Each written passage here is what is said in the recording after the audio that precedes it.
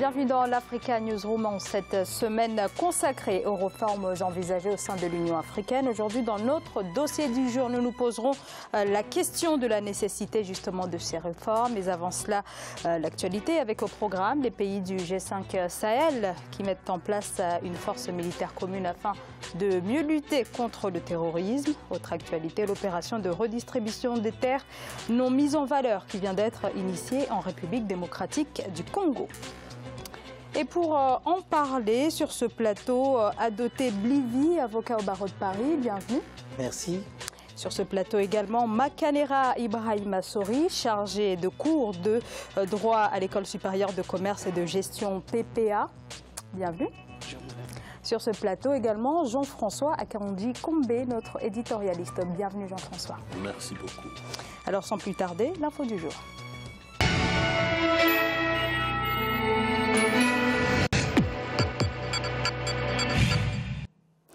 Le Mali, la Mauritanie, le Burkina Faso, le Niger et le Tchad mettent en place une force militaire commune, un G5 Sahel contre le terrorisme. Cette force qui sera déployée dans un premier temps aux confins du Mali, du Burkina Faso et du Niger. Elle s'ajoutera à l'opération française Barkhane qui traque les djihadistes dans le Sahel. Mokhtar Bari, Birama Saounera.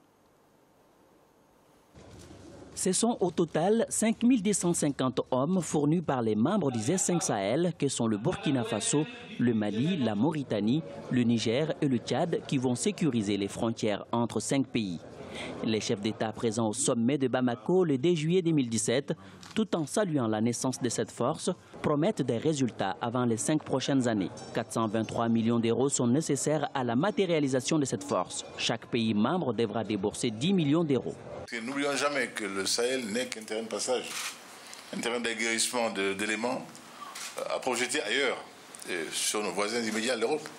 Donc je pense que là, dans les temps à venir, avec cette mobilisation au niveau de l'Europe et au niveau du monde, nous aurons sûrement d'autres idées par rapport à ces modes de financement alternatifs qui vont peut-être nous permettre d'aller plus loin encore dans l'ambition de faire de ce G5 Sahel, sa force conjointe en tout cas, un élément de lutte efficace au niveau de la région contre le terrorisme. Le président français Emmanuel Macron, hôte du sommet de Bamako, salue cette initiative qui vient en soutien à la lutte contre le terrorisme, tout en annonçant que la France mettra 8 millions d'euros à la disposition de cette force avant la fin de l'année 2017. Outre la fourniture d'équipements militaires, la formation des hommes composant la force, la France entend financer des projets de développement agricole et pastoral et d'autres domaines à hauteur de 200 millions d'euros sur les 5 ans à venir. Le président français estime que la bonne gouvernance contribuera à la lutte contre le terrorisme. Parce qu'aujourd'hui, les terroristes se nourrissent, dans tous les sens du terme, de trafics multiples. Trafic de drogue, trafic d'armes, trafics humains, que nous avons malheureusement évoqué tout à l'heure, et qui jouent justement des zones frontalières. La grande avancée de cette force conjointe, c'est de pouvoir coordonner les forces avec un commandement intégré, commun, en particulier sur ces zones identifiées, Est, Centre et Ouest, et intervenir de manière beaucoup plus efficace. En aucun cas, cette force conjointe ne vient se substituer ou se confondre avec la mission ou de Barkhane ou de la MINUSMA. C'est une mission de lutte contre les trafics et contre le terrorisme sur ces zones frontalières.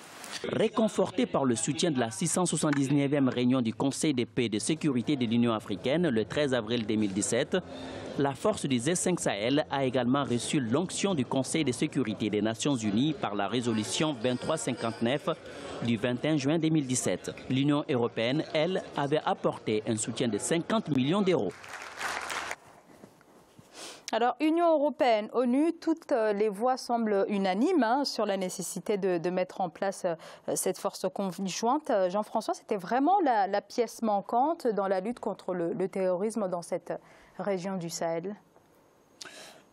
Ce n'est pas seulement dans la région du Sahel, mais je pense qu'en Afrique, il manque cette dimension-là de forces spécialisées dans la lutte contre le terrorisme, parce que nous avons là affaire à une forme de violence tout à fait particulière, qui est organisée d'une certaine manière, qui prospère par certaines voies, et les forces classiques de police, de gendarmerie, ou même l'armée, les forces militaires ne suffisent pas.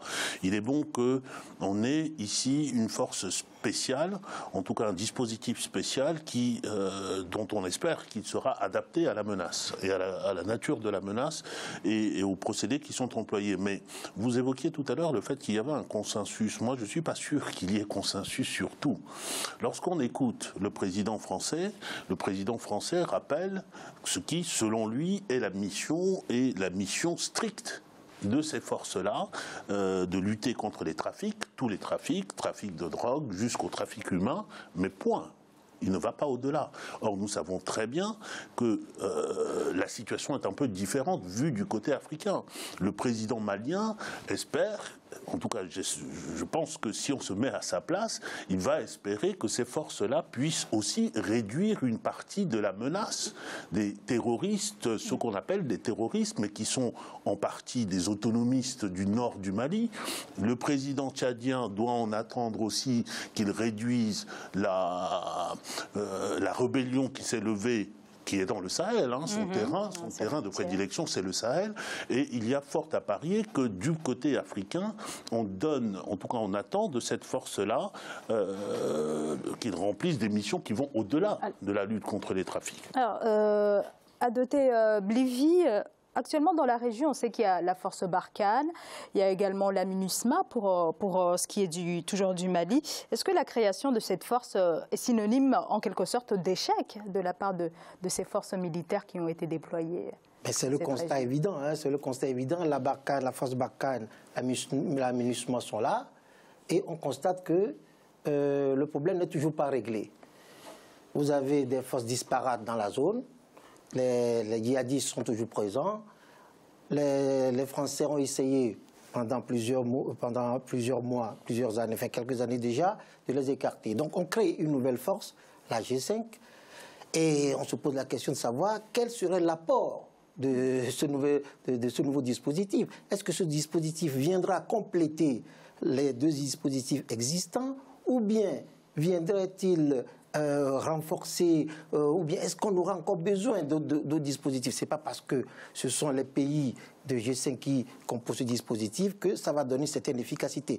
On viendra tout à l'heure, on en parlera tout à l'heure dans le second sujet, d'autant plus que c'est une des priorités de l'Union africaine. Nous en parlerons tout à l'heure. Oui, voilà. Monsieur Sori, cela fait donc 2 ans de discussion. C'est donc l'aboutissement d'une volonté affichée de la part de ces 5 États. Est-ce que on peut considérer que c'est un premier pas de la part de ces États africains de se prendre en main, de prendre leur sécurité en main? Premier pas, oui, on peut le dire ainsi. Vous savez, je pense que c'est une force qui n'est pas de trop. Vous savez, le Sahel est très vaste.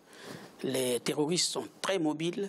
Je pense que cette force n'est pas de trop. Mais le problème, c'est qu'en général, à part le Tchad, qui a connu quand même beaucoup de rébellions et que l'État et l'armée tchadienne s'est modernisée, les autres pays, les militaires des autres pays sont là uniquement pour taper la population au cas où elle se lèverait contre le pouvoir. Ce ne sont pas des armées qui ont été formées pour combattre une autre armée, même un groupe quelque peu organisé. Le problème, c'est que nous n'avons pas d'armée préparée à faire face à un groupe organisé. Ce sont des armées qui sont là pour mater la population si le pouvoir est un peu embêté. Donc, voilà, c'est une question très importante, mais je voudrais quand même qu'on aborde très rapidement la question du financement, Jean-François. Qui pour financer cette force? Pour moi, la réponse à votre question vient de là. Qui finance? Celui qui finance, c'est celui-là qui détermine la politique de cette force-là. Les financements vont venir essentiellement de l'extérieur. On a entendu tout à l'heure. Et pour le moment, les financements n'ont pas été rassemblés. N'ont pas été rassemblés. La France annonce, mais il ne s'agit là que d'annonces. Voilà. Et le président français a même annoncé qu'il pourrait plaidé pour qu'il y ait d'autres financements internationaux, mais à certaines conditions. Donc on est dans une situation où, pour un problème qui se déroule en Afrique, pour des forces africaines, nous sommes obligés de tendre la main comme des mendiants. En quelques secondes, M. Blivy. Oui, nous avons vu la réticence des États-Unis à participer à ça. Et qu'est-ce que les États-Unis disent? C'est la France qui a plus intérêt à intervenir dans ce cas précis, d'autant plus que, dit les États-Unis, hein, c'est pas moi qui le dis, d'autant plus que le Mali est une ancienne colonie française et les États-Unis ont bien compris que c'est la France qui a plus intérêt à financer ce problème. Et les retombées, on ne va pas parler des causes de ce problème-là, mais les retombées aussi, tout le monde le sait, ce n'est pas forcément pour le Mali, c'est que la France a véritablement un intérêt dans cet enjeu. Alors, autre actualité, messieurs, en République démocratique du Congo, le gouvernement vient d'initier une opération de redistribution des terres non mises en valeur. Dans ce pays, l'accès à la terre, vous le savez, est très difficile pour des millions d'agriculteurs. Le gouvernement donne 3 mois aux propriétaires de ces terres non exploitées pour se conformer à la nouvelle législation. Les précisions, Jacques Amboka. En République démocratique du Congo, les terres non mises en valeur attribuées par l'État aux individus et personnes morales seront récupérées et redistribuées. Une décision du ministère des Affaires foncières évoquant la loi foncière du pays qui stipule à son article 119 que le sol et sous-sol congolais appartiennent à l'État. Un moratoire de 3 mois est ainsi donné aux détenteurs de ces titres afin de se conformer à la loi avant l'exécution de cette décision. Nous allons effectivement mettre en application ces dispositions légales. Ceux qui, dans les délais, n'auront pas régularisé leur situation vis-à-vis du gouvernement congolais, nous allons prononcer la déchéance et nous allons reprendre les concessions leur confiées. L'application de cette mesure est une réponse au défi du développement pour un pays où la croissance démographique ne cesse de s'accélérer, exigeant plus de productions agricoles susceptibles d'assurer l'autosuffisance alimentaire. C'est une décision salutaire, en ce sens que ceux qui détiennent des terres par devers eux et ne savent pas les mettre en valeur, ce qui pose problème pour l'État parce que l'État se nourrit des taxes et impôts, notamment fonciers. La RDC enregistre des centaines d'hectares de terres occupées par des nationaux et étrangers. Ceci, dans la plupart des cas, en violation de la loi, privant ainsi les autochtones des terres pour leurs activités champêtres. En plus de donner plus d'opportunités aux autochtones, le gouvernement congolais voudrait par ailleurs garder plus d'espace dans chaque province pour l'utilisation rationnelle destinée aux grands projets du développement.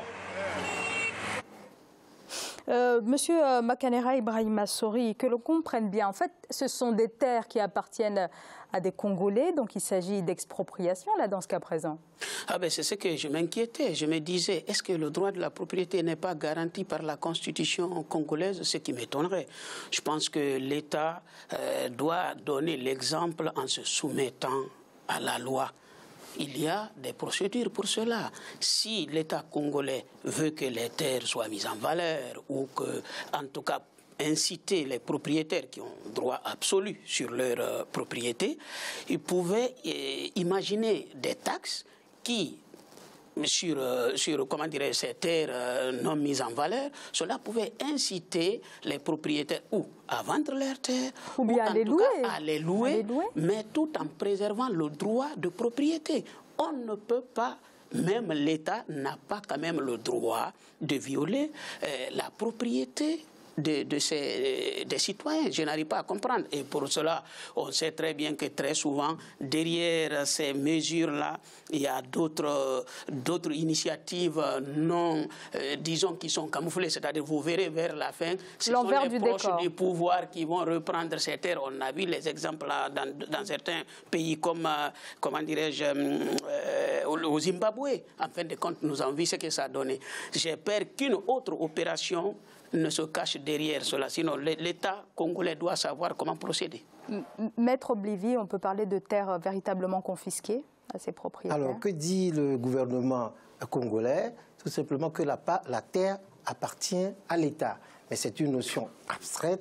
Dire que la terre appartient à l'État congolais. Bon, moi, je ne sais pas, je ne connais pas bien le droit congolais en matière foncière, mais toujours est-il qu'à un moment donné, il y a eu des gens à qui la propriété de ces terres ont été confiées. Ça, c'est une certitude. Et de ce moment-là, qu'est-ce que ces personnes ont fait de leurs terres? Ils peuvent en disposer, on a le droit de disposer du bien dont on est propriétaire, mais de même, c'est une bonne initiative, il ne faut pas l'oublier, que si les terres ne sont pas mises en valeur, on peut procéder autrement, de manière pacifique, demander l'intervention d'organismes pour recenser ces terres-là, avoir une contrepartie pour les personnes qui vont... On parle de location aussi. La location peut être faite, on peut également envisager plusieurs possibilités. Il est vrai que, comme le dit mon prédécesseur tout à l'heure, que habituellement, ce sont les proches du pouvoir qui s'en accaparent après. Le problème n'est pas particulier au Congo, on en trouve un peu partout. Vous verrez dans la plupart des pays africains de grandes propriétés appartenant aux proches du pouvoir. Mais est-ce qu'il n'est pas nécessaire quand même de mettre ces terres en valeur? C'est pourquoi moi je dis, je suis un peu mitigé là-dessus. L'État prend une bonne initiative pour mettre en valeur les terres qui sont laissées à l'abandon, mais dans le même temps, il faut penser au dédommagement ou bien à une solution permettant de régler le problème. Jean-François? Alors, moi, je pense que je suis attaché au droit de propriété naturellement, mais le droit de propriété s'exerce dans le cadre des lois. Et le ministre tout à l'heure évoquait une disposition légale qui prévoit que les propriétés, en tout cas les terres qui n'ont pas été mises en valeur, au bout d'un certain temps, et ça existe dans un certain nombre de législations en Afrique, moi je ne vois pas d'inconvénient. Il y a bien sûr ce risque qui a été évoqué, c'est-à-dire que des proches du pouvoir puissent s'en accaparer. Il ne faut pas oublier non plus que nous sommes dans une ère particulière en Afrique où les de vastes territoires sont achetés non pas par des nationaux, non pas par des Africains, mais par des ressortissants d'États hors du continent, des Chinois en particulier, ou des Indiens, pour pouvoir cultiver et ravitailler leur population. Et puis nous sommes au Congo, il y a aussi des achats de terres en prévision pour l'exploitation du sous-sol. C'est pour ça que, notamment, alors ça révèle pour moi deux problèmes. On n'est pas, lorsqu'on prend ce type de mesures ponctuelles à un moment donné, ça veut dire qu'en amont, on n'a pas été capable de prévenir, c'est-à-dire de prévoir et de prévoir ce qui est nécessaire pour pouvoir nourrir la population, donner à la population ce qu'il faut pour pouvoir cultiver. Donc il y a un problème de fond et si c'est une mesure si élémentaire que ça d'application de la loi, je ne vois pas pourquoi on fait tout un foin autour. C'est une bonne mesure, à mon avis, mais il faut attendre de voir ce qu'on fera. Les retombées. Il faut des mesures d'accompagnement. Donc des mesures d'accompagnement. Nous allons marquer une courte pause. On se retrouve dans quelques instants pour la suite de l'Africa News.